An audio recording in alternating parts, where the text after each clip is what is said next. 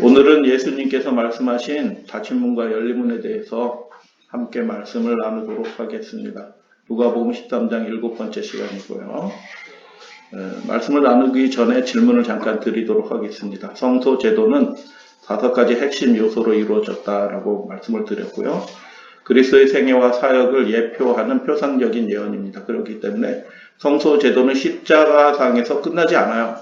십자가상에서 끝나지 않는 것입니다. 왜냐하면 그리스도께서 승천하셔서 하늘 성소로 들어가셔서 하늘 성소에서도 중보하시고 속죄하시는 일들을 하시고 결정적으로 죄를 도말하시고 이 땅에 오셔서 악의 세력들을 결박하시고 최종적으로 멸망하시는 그 사역까지 다 예표하는 거기 때문에 여러분 성소 제도의 표상들은 십자가상에서 끝나는 것이 아니에요.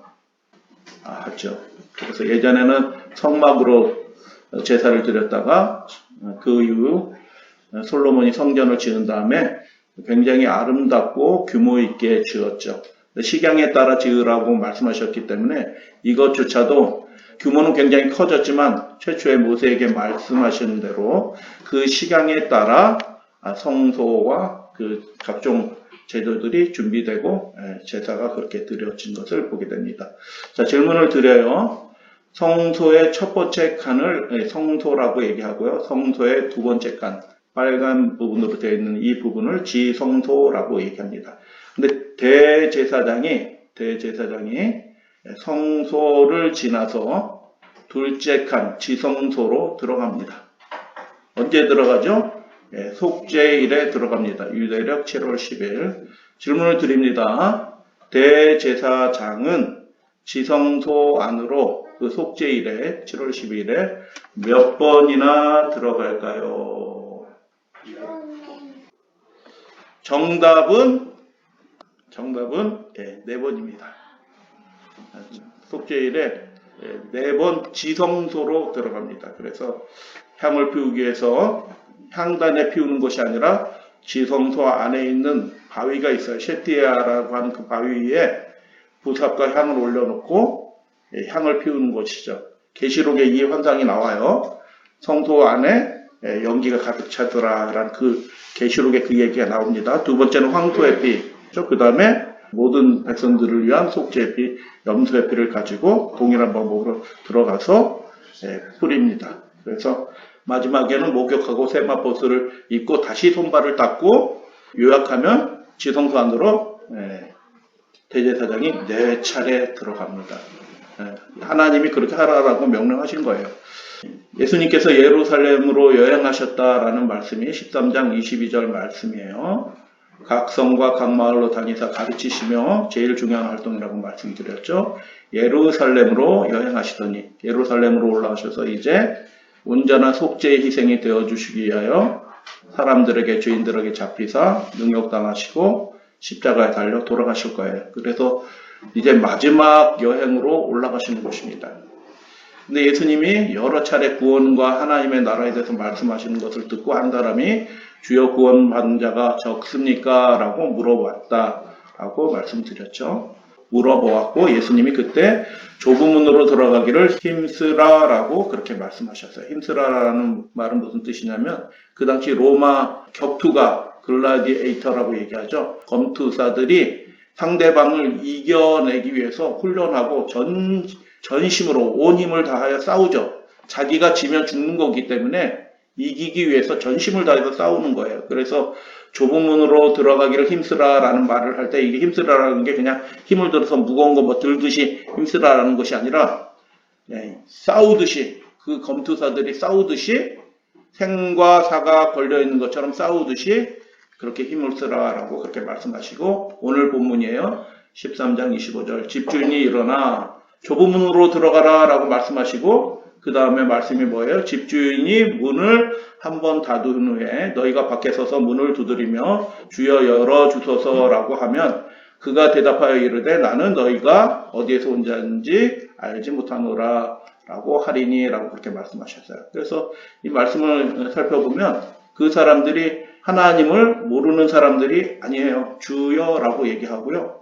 우리는 주 앞에서 먹고 마셨으며 라고 그렇게 말씀합니다. 여러분 주 앞에서 먹고 마셨다라는 얘기가 무슨 뜻이에요? 하나님 앞에서 먹고 마셨단 말이죠. 그게 뭐예요? 언약행위예요. 우리는 하나님의 백성이고 하나님은 우리의 하나님입니다 라고 얘기하는 언약행위에 먹고 마시는 게, 그래서 주 앞에서 먹고 마셨다라는 얘기는 마치 시내산에서 모세와 그 장로들이 하나님 앞에서 자신들을 구원해 주신 하나님 앞에서 우리가 하나님께 진실하고 충성되게 살겠습니다라고 언약하면서 그들이 먹고 마시는 그 행위를 떠올리게 하는 예수님의 말씀이죠. 그러니까 이 사람들은 하나님과 언약한 사람들이에요. 어떻게 언약한 사람들이라고요?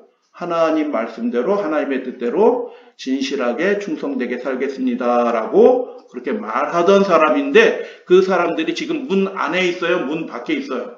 문 밖에 있다라고 얘기하는 거예요. 그러니까 이게 깜짝 놀랄 말씀이죠. 하나님과 언약한 사람들인데 그 하나님과 충성되게 살아가려고 헌신된 사람인데 문 밖에 있어요.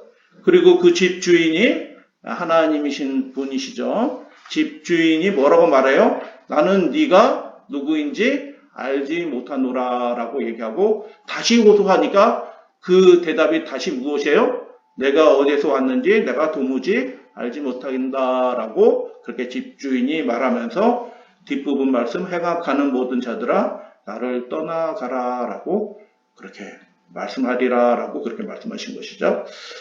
이 말씀은 경고의 말씀이었죠. 반응하기에는 너무 늦은 때가 온다라는 그런 말씀이죠. 그들에게 잔치의 문, 하나님의 나라의 문은 곧 잠기고 다시 열리지 않을 것이라는 말씀이죠. 집 주인이신 분이 문을 닫으면 그 문은 영원히 잠길 것이라고 말씀하신 것입니다. 문 밖에 있는 사람들은 그 문 안으로 들어오려고 나중에 뒤늦게 힘쓸 것입니다. 그들은 문을 두드립니다. 그러나 집주인은 그들이 들어오는 것을 문은 안에서 열어준다라고 말씀을 드렸어요. 문은 누가 연다고요? 자기 힘으로 여는 게 아니고요. 하나님이 열어주시는 거예요. 주인이 열어주는 건데, 주인이 열어주지 않는다는 뜻은 무슨 뜻이에요? 그들이 그 하나님 나라의 잔치에 들어오는 것을 허락하지 않는다는 뜻이에요. 왜 허락하지 않느냐? 주인이 그들이 하나님 나라의 잔치에 참여할 만한 준비가 되어 있지 않기 때문에, 그들을 인정하지 않기 때문에 문을 열어주지 않았다라는 얘기예요. 그래서 예수님은 바로 9절에서 좁은 문으로 들어가기를 힘쓰라라고 그렇게 말씀하셨습니다. 쉬운 말로 풀어서 얘기하면 그들은 예수님이 전하는 그 천국 말씀을 들어야 했고, 그 말씀에 진실하게, 그들이 완전히 아는 거 아니거든요. 하나님의 아들이 하시는 그 말씀을 겸손하게 잘 듣고 그것에 반응해야 했다라는 것입니다. 한 버스를 봤는데 이런 문구가 써져 있었습니다. 다 때가 있기 마련이다. 굉장히 심오한 말이잖아요. 심오한 말이야. 이게 다 때가 있기 마련이다. 이게 지혜의 말이거든요. 전도서의 핵심 중에 하나가 때를 잘 알라라는 말씀이거든요. 그런데 분양 광고야. 자세히 봤더니 분양 광고. 때가 있기 마련이다. 그런데 지금 예수님께서도 문의 얘기를 하시면서 무슨 말씀을 하시는 거예요? 때가 있다라는 거 말씀하시는 거예요. 그래서 나중에 온 사람에 대하여 주 하나님이 그 문을 열어주지 않고 나 모른다라고 얘기하고 뭐라고 말씀하셔요? 나를 떠나라라고 그렇게 할 것이다라고 말씀하셨어요. 하나님은 문을 열어놓고 초청하시는 분이십니다. 할렐루야 아멘. 네, 기회인 것입니다. 죄인조차도 그 죄인 때문에, 그 죄 때문에 그 초청에서 거절되는 사람은 없어요. 할렐루야 아멘. 자기의 허물 때문에, 자기의 연약함 때문에 그 초청에서 제외되는 사람은 아무도 없어요. 그래서 은혜의 초청인 것입니다. 예수님이, 하나님이 문을 열어놓고 우리를 기다리고 계셔요. 그 대표적인 이야기가 뭐예요? 집을 나간 탕자, 아버지의 마음을, 마을 사람들의 명예를 완전히 실추시키고 언약 관계를 끊어버리고 다시 돌아올 생각을 하지 않고 먼 나라로 떠났던 그 탕자를 아버지는 어떻게 해요? 대문을 열어놓고 늘 기다리고 계시는 것입니다. 그래서 초청하시는, 은혜로 초청하시는 하나님의 모습이 이렇게 나타나요. 하나님은 기다리시는 거예요. 반응하기를, 돌아오기를 기다리고 계시는 분이다라고 예수님이 그렇게 말씀하셨어요. 그러나 오늘 본문의 말씀 속에서 하나님은 또한 어떤 분으로 나타나냐 하면, 어떤 사람들에게는 하나님이 문을 닫고 다시 열어주지 않을 것이라고 그렇게 말씀하시는 거예요. 여러분, 신랑을 기다리는 10처녀의 이야기를 여러분은 아실 거예요. 슬기로운 5처녀는 등과 함께 기름을 준비하여 신랑이 올 때 그 잔치에 들어갔다라고 예수님이 그렇게 말씀하시고, 미련한 다섯 처녀는 등은 가졌으나 기름이 넉넉하게 준비되어 있지 않아서 신랑이 올 때 그 신랑의 일행을 맞아서 환영하고 함께 잔치에 들어가지 못하고 뒤늦게 기름을 준비해서 어떻게 해요? 잔치집을 찾아가서 문을 두드린다라고 예수님이 그렇게 말씀하시잖아요. 뭐라고 얘기해요? 그 후에 마태복음 25장 11절 남은 처녀들이 와서 이르되 뭐라고 얘기해요? 주여 주여 우리에게 열어주소서라고 했다라고 예수님이 그렇게 말씀하시는데, 그 안에서 들려오는 소리는 뭐였어요? 대답하여 이르되 진실로 진실로 너희에게 이르노니 내가 너희를 알지 못하노라 하였느니라 라고 예수님이 그렇게 말씀하셨어요. 하나님의 나라의 잔치에 기다리던 사람들이에요. 그 하나님의 나라의 잔치를 신랑이 오기를 기다리던 사람이었어요.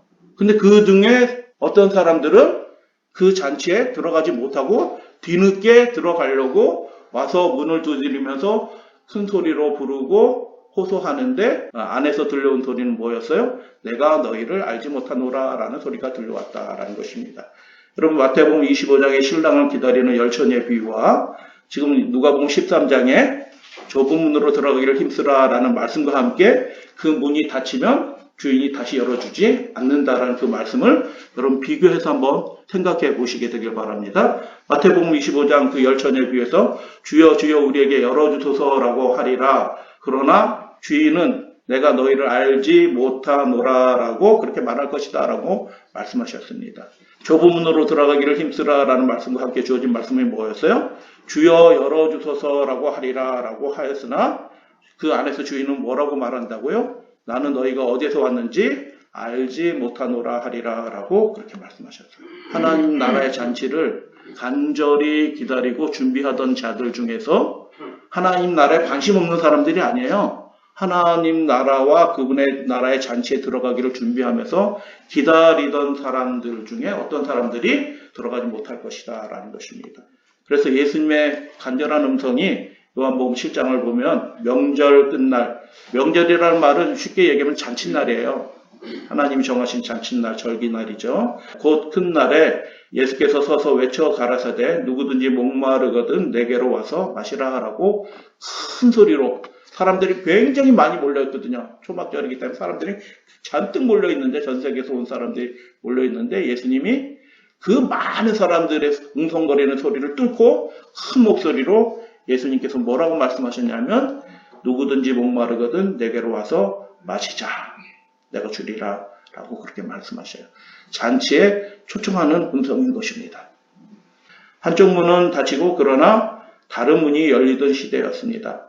그 다음 절 28절에 보면 너희가 아브라함과 이삭과 야곱과 모든 선지자는 하나님 나라에 있고 오직 너희는 밖에서 쫓겨난 것을 볼 때 거기서 슬피 울며 이를 갈리라 라고 말씀하셨고, 두 번째, 사람들이, 너희가 아니에요. 너희가 아닌 전혀 다른 사람들, 알지 못하던 사람들이 동서남북으로부터 와서 하나님 나라의 잔치에 참여하리니 라고 그렇게 말씀하시고, 결론적으로 그러므로 보라, 나중된 자로서 먼저 될 자가 있고 먼저 된 자로서 나중될 자도 있을 것이다 라고 그렇게 말씀하셔요.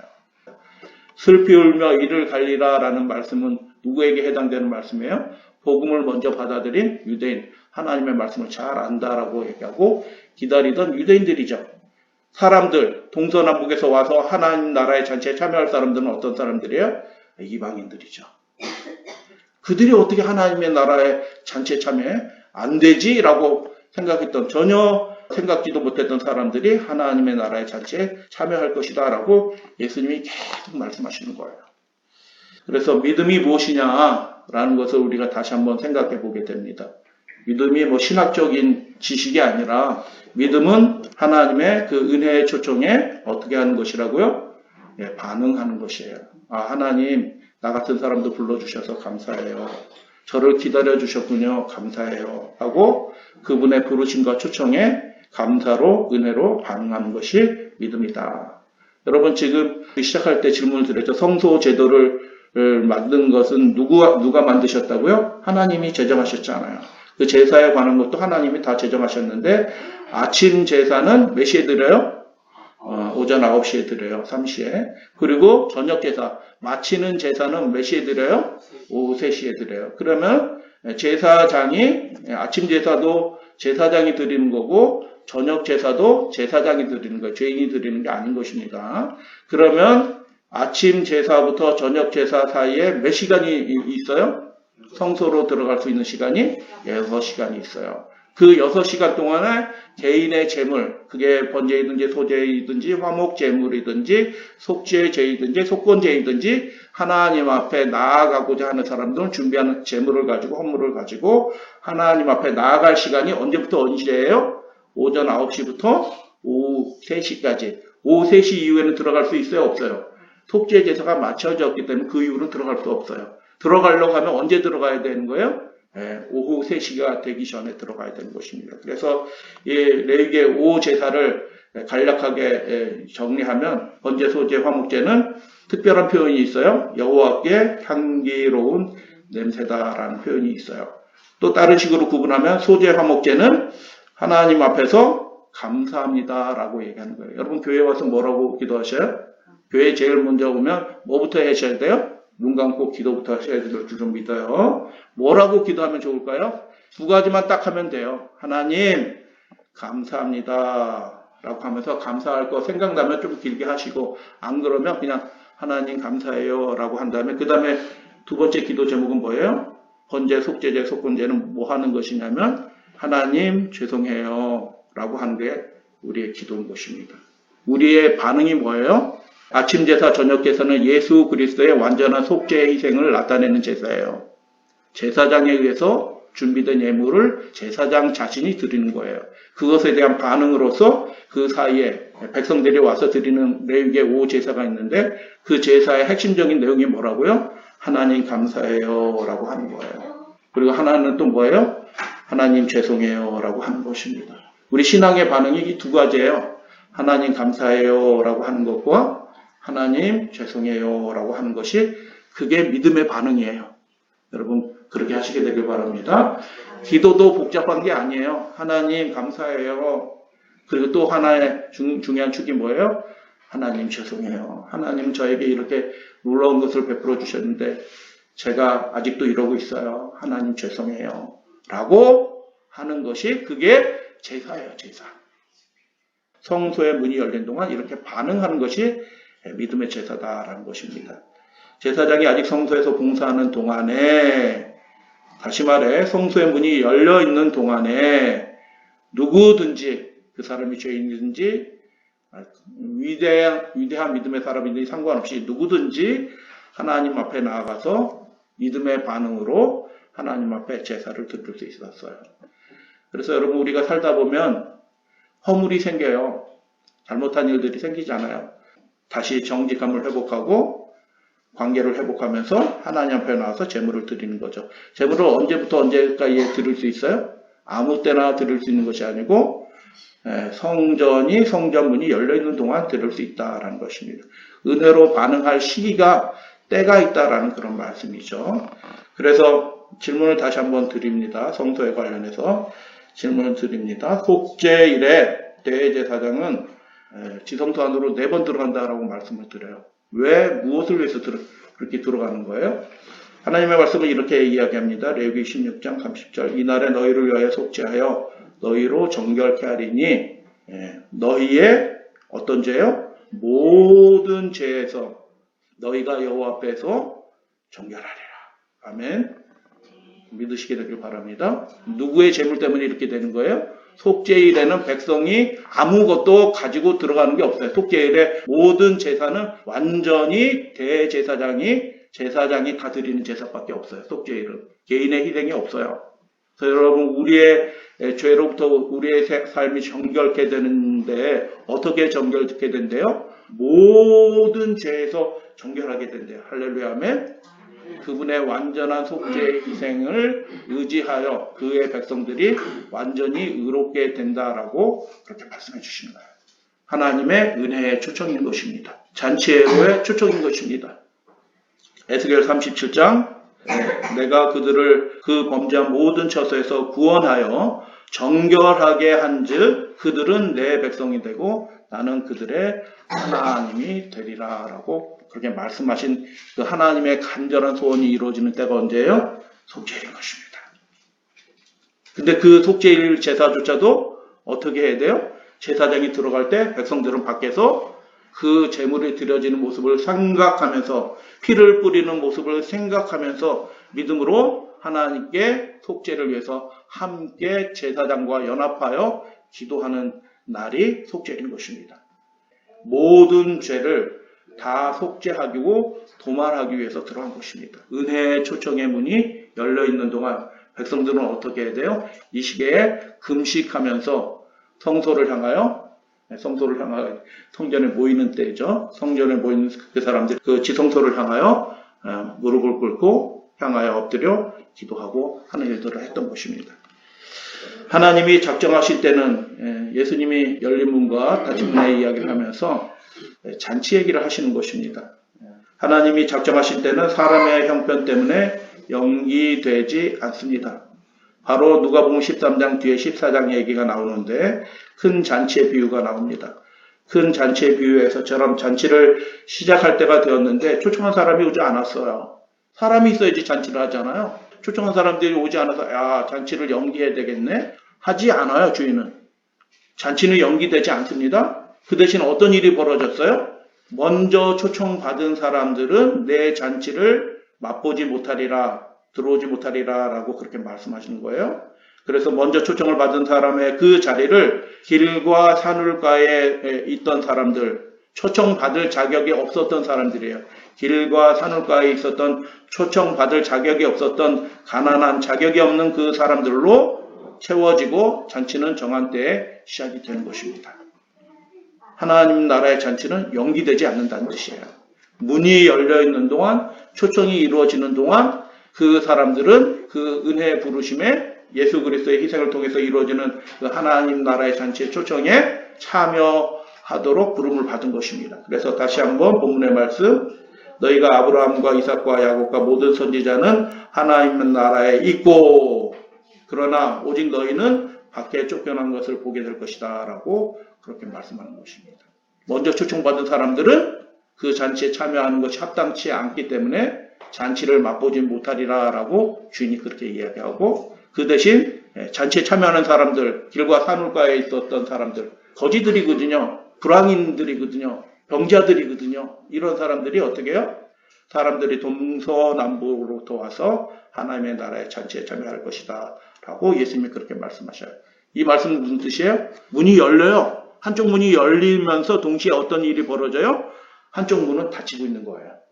하나님을 아노라라고 하는 사람들에게는 문이 닫히는 거예요. 들어올 사람은 들어오고 들어오지 못한 사람은 그것으로 끝나는.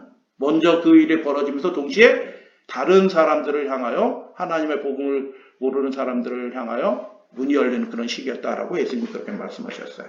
그들은 예루살렘을 향하여 올라가는 예수님을 회당에서 쫓아냈습니다. 먼저 하나님 나라의 백성이 된 본방 백성들이 예수님을 회당에서 쫓아냅니다. 13장 이후로는 예수님이 회당에서 설교하는 적이 없어요.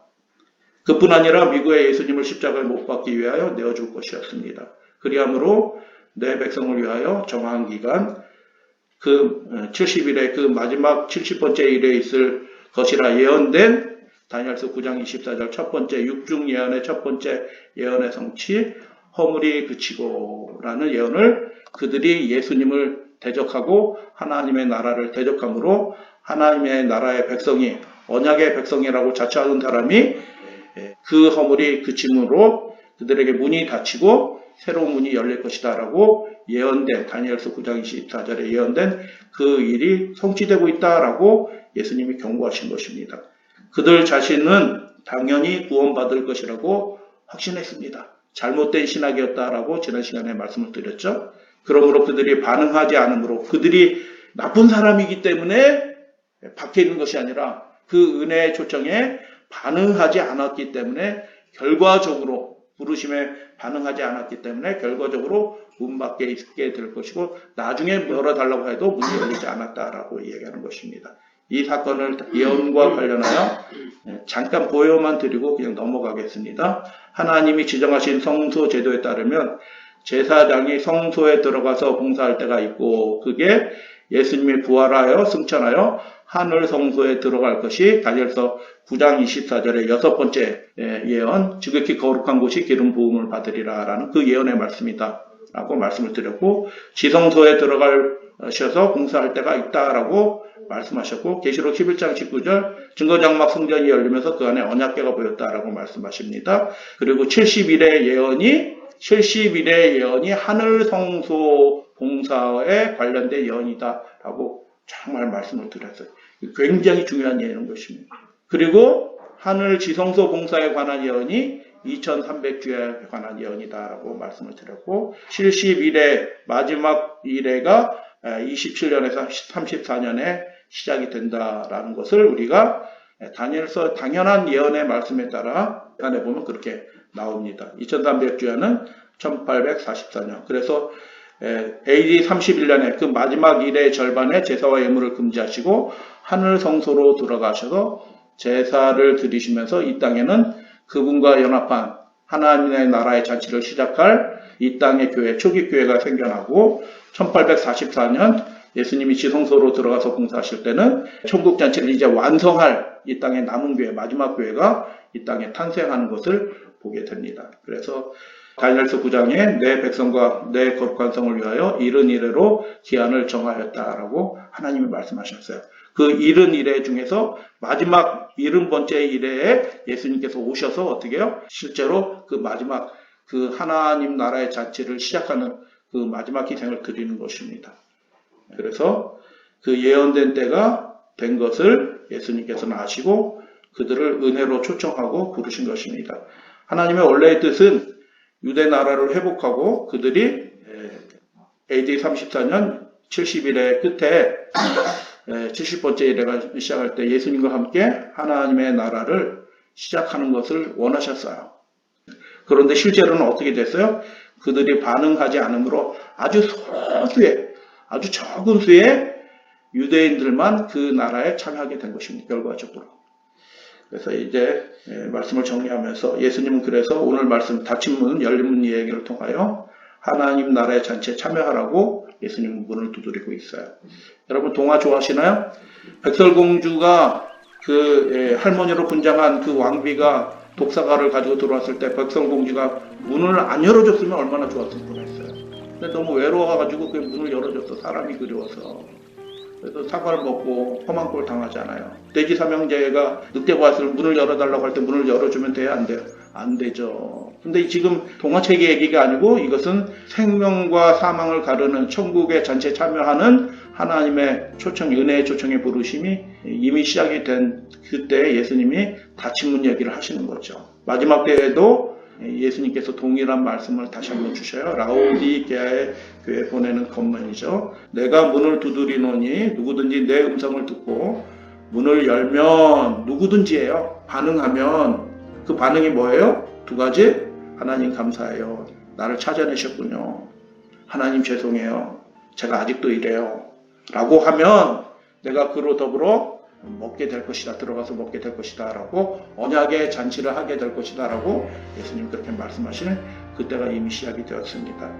당시 사람들은 준비하지 못함으로 예수님이 알지 못하노라 하는 그 일들이 이루어졌고 소수의 사람들이 하나님의 나라의 잔치에 초청하는 동서남북으로 가서 그들을 하나님의 나라의 잔치에 초청하는 일들을 감당하게 되었죠. 이 마지막 시대 그 사업을 완성하는 일에 우리 믿음의 가족들이 힘써서 이 하나님 나라의 잔치에 참여하는 사람들을 초청하는 믿음의 일꾼들이 되어주시기를 주님의 이름으로 당부드려요.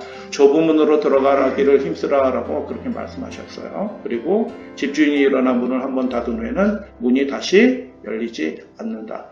먼저 초청받은 사람들에게 거룩한 위임이 있는 것입니다. 그래서 그것에 반응하게 될 때 그들은 은혜로 하나님 나라의 거룩한 대사가 되고 나라가 될 것이다 라고 예수님이 이렇게 초청의 말씀을 해주시는 거죠. 그 반응은 두 가지다 라고 말씀을 드렸고 종말론적인 상황에서 말씀을 드리면 하나님 앞에 진실한 것입니다. 예수님을 어떻게 증거하냐 하면 요한은 예수님을 그리스도라 뭐 이렇게 신학적으로 얘기하지 않고 요한이 예수님에 대해서 제일 먼저 증거한 것이 무엇이냐면 예수님은 충성된 증인이시다라고 그렇게 말씀하셨어요. 그러면 그분께 속한 그분의 종들도 어떻게 해요? 계시록 3장 14절에 보면 예수님 자신이 자신을 충성되고 참된 증인이라고 그분 자신도 그렇게 이야기해요. 나는 이런 존재다라고 마지막 교회에 증거하면서 나는 충성되고 참된 증인이다라고 그렇게 말씀하신 것입니다. 우리 믿음의 가족들도 충성되고 참된 증인으로서 사명을 감당하면서 동서남북에 흩어졌던 많은 하나님의 백성들을 하나님의 나라로 초청하는 주의 일꾼들이 되어주시기를 당부드리면서 오늘 말씀을 마치도록 하겠습니다.